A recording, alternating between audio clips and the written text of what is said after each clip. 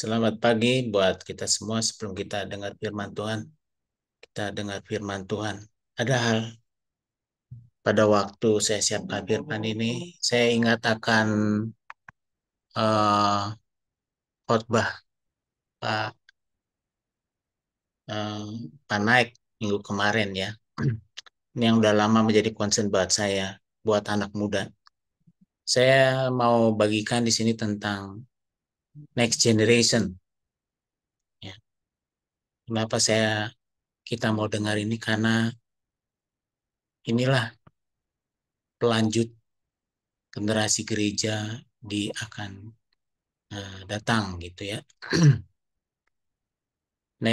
Atau saya sih tulisnya mungkin generasi berikutnya ya. Mereka adalah pewaris kerajaan Allah. Maafkan ini ada suara yang agak mengganggu di background saya ya. Tapi kita biar fokus hanya kepada firman Tuhan. Saudaraku, siapakah pewaris gereja di masa akan datang?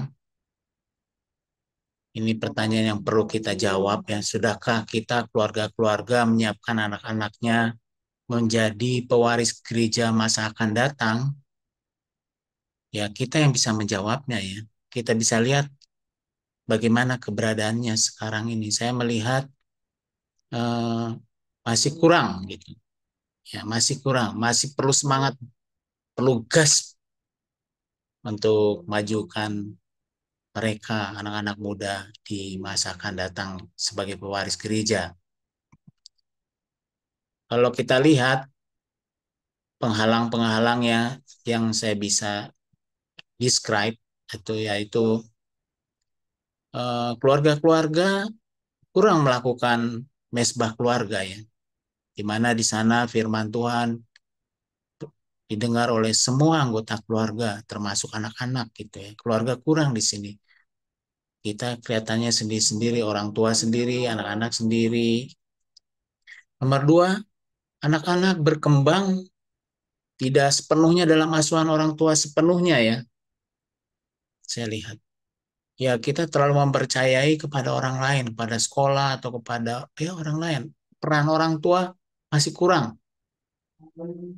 Yang ketiga, anak-anak begitu sibuknya dengan kegiatan-kegiatan mereka, terutama tugas-tugas sekolah yang menumpuk begitu rupa, sehingga tidaklah mudah bagi mereka yang dari kecil mengenal Tuhan dengan baik.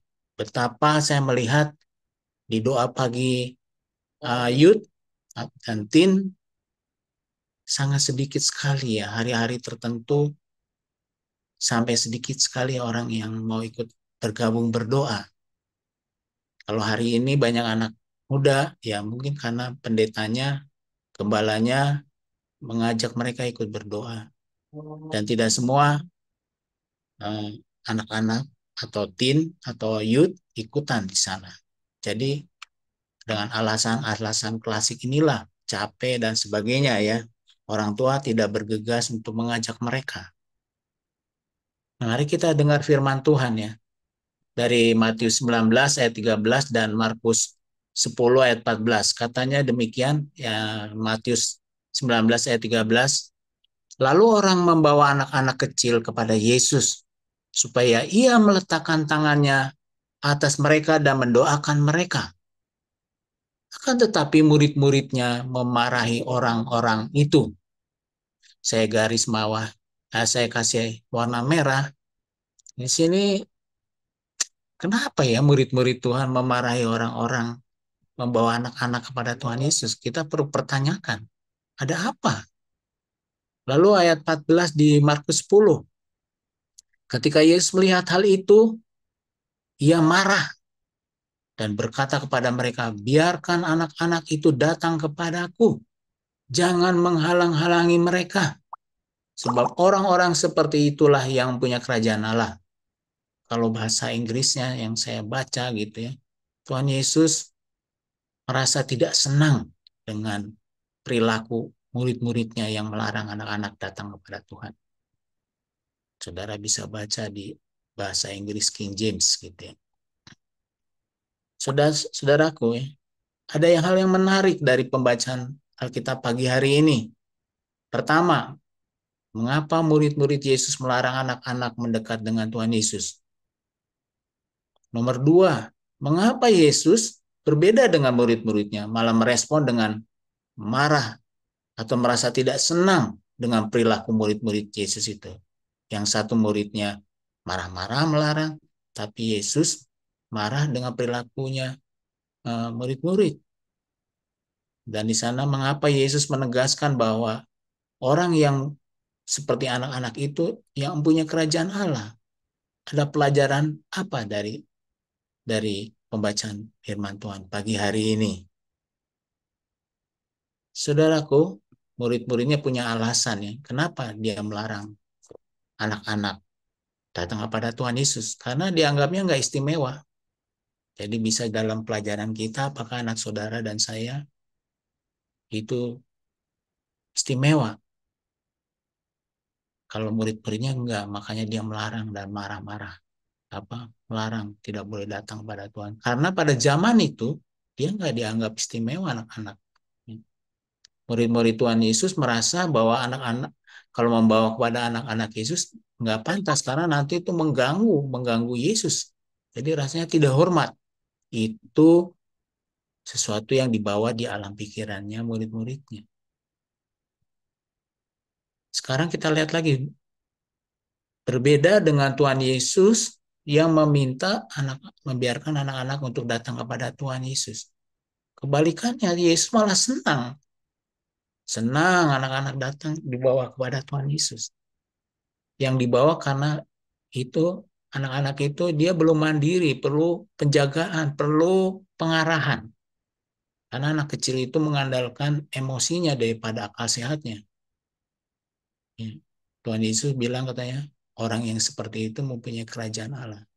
Kita kadang-kadang sepertinya terlalu berhikmat ya dibandingkan anak-anak. Dari ayat yang kita mau cuplik, yaitu biarkan anak-anak itu datang kepadaku. Jangan menghalang-halangi mereka.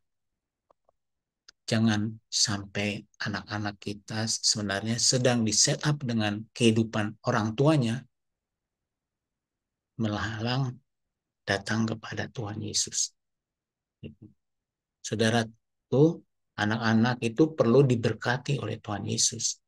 Tuhan Yesus ingin memberkati anak-anak saudara dan saya. Maknanya seperti itu, saudara. Jadi di sini orang tua harus didorong membawa anak-anaknya sejak usia dini dan mengajarkan jalan Tuhan. Yesus melihat anak-anak adalah angkatan yang paling rentan dan lemah. Oleh karenanya kita sebagai orang tua diminta untuk dari usia dini membawa mereka kepada Tuhan. Ajak mereka berdoa, coba. Maka reaksinya adalah apa? Mereka akan marah-marah, mereka malas karena masih ngantuk, karena nggak diajar dari kecilnya. Setelah besarnya, agak susah untuk ngajak mereka. Orang tuanya sungguh-sungguh dengan Tuhan, tapi anak-anaknya kagak.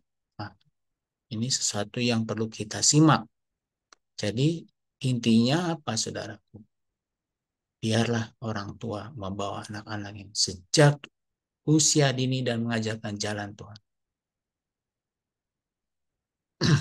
Jadi saudaraku, betapa pentingnya menyiapkan anak-anak saudara sebagai angkatan baru supaya sungguh-sungguh datang kepada Tuhan untuk mewarisi gereja Tuhan di masa akan datang. Kita nggak boleh lalai ya orang tua. Kan pesan ini, pesannya Tuhan Yesus. Biarlah mereka datang ke Ajarilah dari kecil anak-anak kita untuk mengenal firman Tuhan sejak dini. Jangan sampai kita lupa atau malas. Jangan sampai dunia ini menguasai mereka dengan misalnya gadget. Mungkin setelah firman ini akan ada video-video kecil tentang anak-anak yang dikuasai gadget. Kalau saudara melihat anak-anak saudara seperti itu, mengerikan sekali, saudara. Atau tugas-tugas sekolahnya menguasai mereka. Sehingga orang tua nggak punya waktu untuk mengajarkan firman Tuhan. Ayo, saudaraku. Siapkan anak-anak saudara sebagai generasi berikutnya daripada kita untuk mengenal firman Tuhan dari awal. Mengenal doa itu sangat penting. Bangun pagi itu adalah sesuatu yang penting buat mereka mengenal firman Tuhan sebelum mereka pergi sekolah. Main game boleh, tapi bukan sesuatu yang bisa menguasai mereka. Mengerikan sekali, saudaraku. Oleh karenanya, ayo gereja Tuhan, orang-orang tua, siapkan angkatan baru kita, ajarilah mereka dengan firman Tuhan. Kita duduk, kita bincangkan firman Tuhan, dimanapun kita berada.